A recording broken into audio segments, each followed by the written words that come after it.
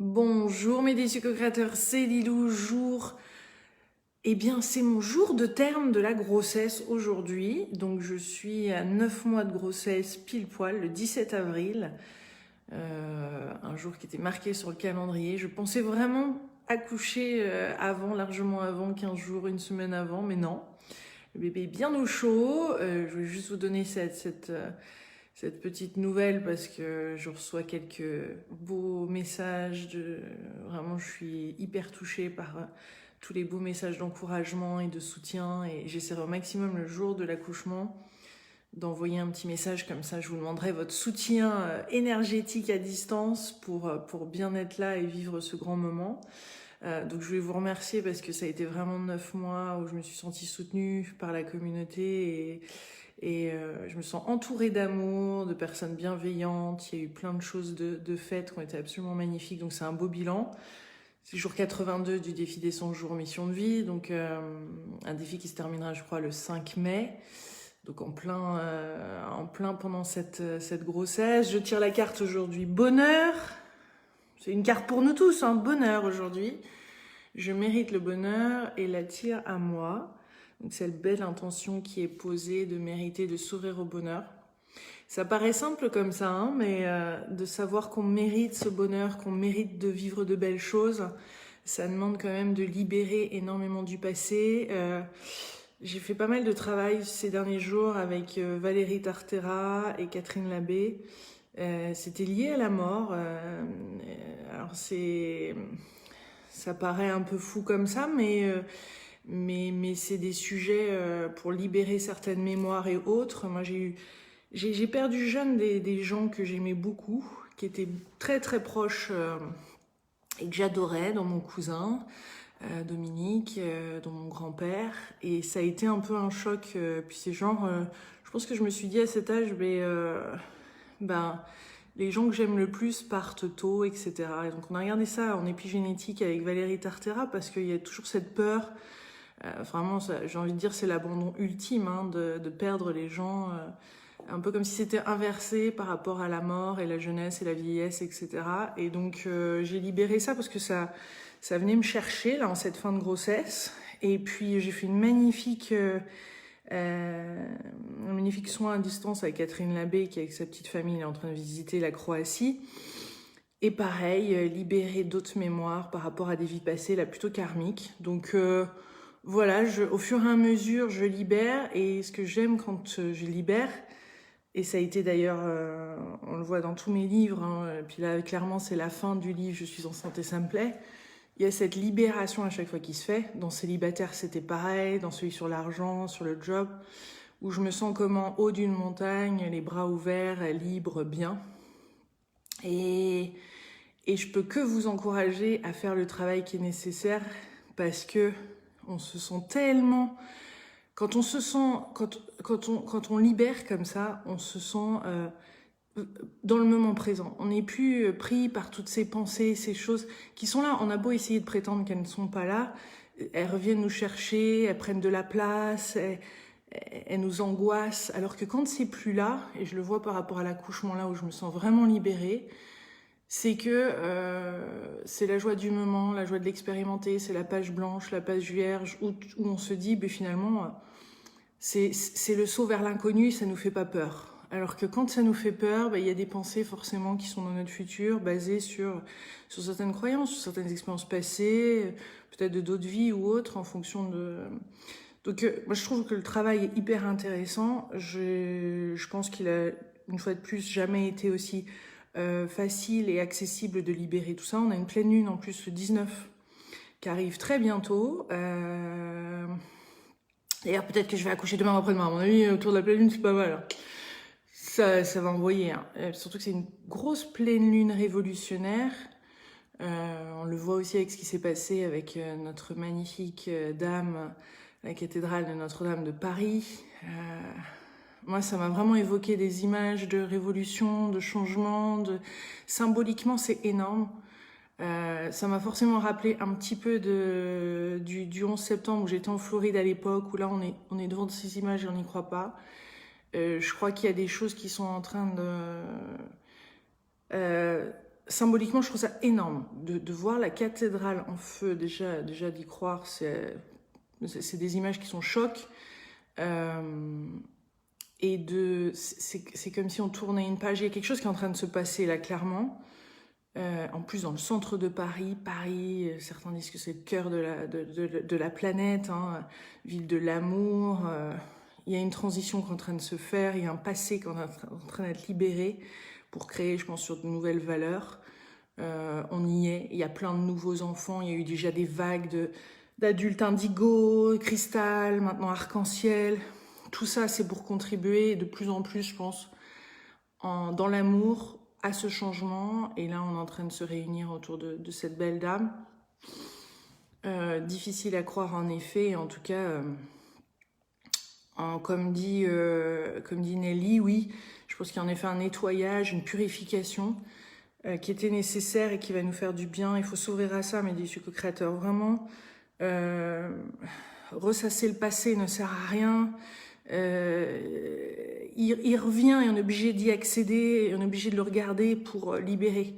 Et c'est important de ne pas prétendre que ça n'a pas été là, parce que de toute façon, à un moment, on va devoir bosser dessus. Donc autant bosser dessus maintenant et l'accepter et s'ouvrir à ça et s'ouvrir aux leçons, parce que de toute façon, on n'avait pas forcément l'information, on n'avait pas forcément la sagesse, on n'avait pas forcément le recul, ni l'attention, les éléments qu'il nous fallait à ce moment-là, lorsqu'on a pris cette décision. Il faut savoir se pardonner, passer à autre chose, là. Et puis avec la pleine lune du 19, c'est se libérer de tout ça et faire des choix, quoi. Qu'est-ce qu'on décide pour notre futur? Qu'est-ce qu'on décide? Comment on va vivre? Avec quelles valeurs? Avec quelle ouverture d'esprit?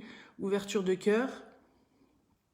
Parce que voilà, il y a des choses, il y en a marre à un moment de continuer de les revivre et de les revivre, de les revivre. Et en fait, on peut continuer de pointer du doigt sur la société, sur la cathédrale, sur Paris, sur les forces du mal qui sont contre nous, sur tout ce qu'on veut, nos parents ou autres. Bah, à un moment, voilà, on doit prendre ses responsabilités, s'en culpabiliser et dire, ok, qu'est-ce que je veux créer, qu'est-ce que je souhaite.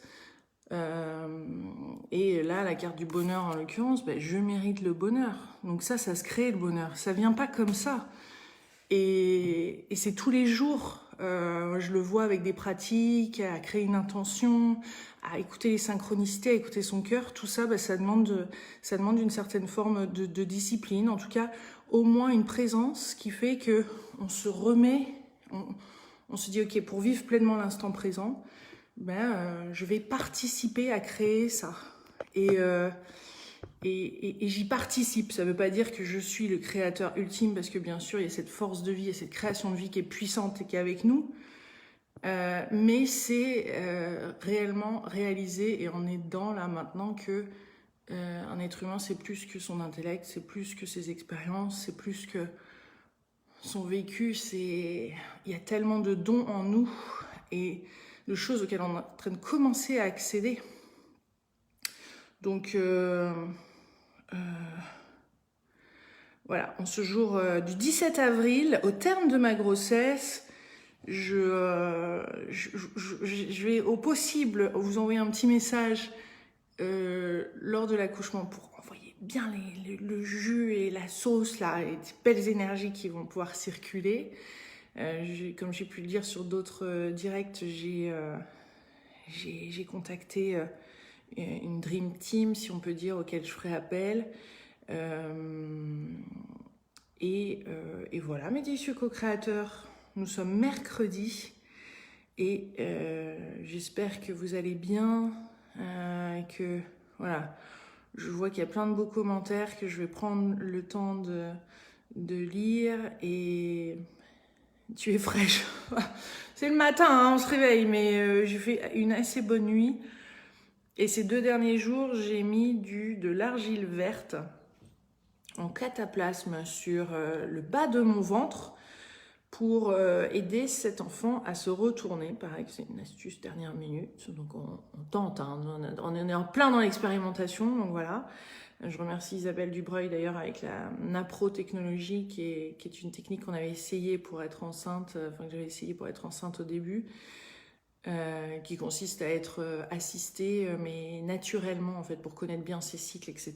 Et Isabelle, il y a plein de synchronicités comme ça que je suis en train de vivre, des gens qui m'envoient des messages et qui ont aussi un autre message à faire passer et qui...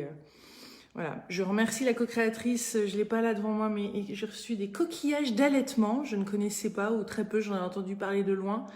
Je remercie cette co-créatrice de m'avoir envoyé ce beau cadeau. Je reçois des petits cadeaux comme ça, c'est adorable. Je fais pas toujours un retour, j'essaye, mais alors des fois il n'y a pas toujours l'email ou le contact. En tout cas, merci beaucoup pour toutes ces belles attentions.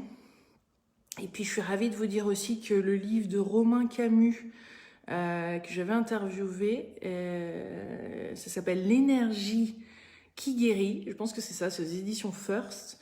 J'ai fait la préface de son livre, je suis ravie que Romain, parce que ça fait un moment que je lui dis, écris ce livre, il fait du super soin énergétique, c'est un guérisseur un peu hors norme, et son livre va sortir, je pense, j'ai envie de dire dans un mois, mais je suis pas sûre, à vérifier, en tout cas un très beau livre sur ses techniques énergétiques, ce guérisseur, comment il s'y prend et tout son parcours pour en arriver là. Je trouve ça hyper inspirant pour tous ceux qui sont dans cette mouvance-là. Et c'est vrai que je voyais ce livre qui allait sortir et ça fait tellement plaisir de le voir, de voir cette réalité-là. Romain est à l'île de la Réunion en ce moment, je sais qu'il fait des soins. Il a passé le dernier mois là-bas, lui aussi adore ce coin. J'en profite pour faire un gros bisou à tous les Réunionnais. Et Marie qui dit les coquillages, c'est génial. Bah, il y a toutes ces techniques, hein, vraiment. Nous, on est à fond sur coquillages donc d'allaitement. Je switch de sujet, mais je repasse sur le sujet grossesse. Mais on est parti, nous, pour un maternage de proximité, donc avec tout ce qui est portage, allaitement, bien sûr, peau à peau, cododo, etc. Donc, voilà, les coquillages, hein, je vais essayer tout ça, mes défis co-créateurs, après la théorie et la pratique, de toute façon. Donc, voilà. Ça va être comme le défi des 100 jours, tout ça, c'est beau de lire. Et après, concrètement, bah, quand on fait le défi, on passe à l'action et c'est là où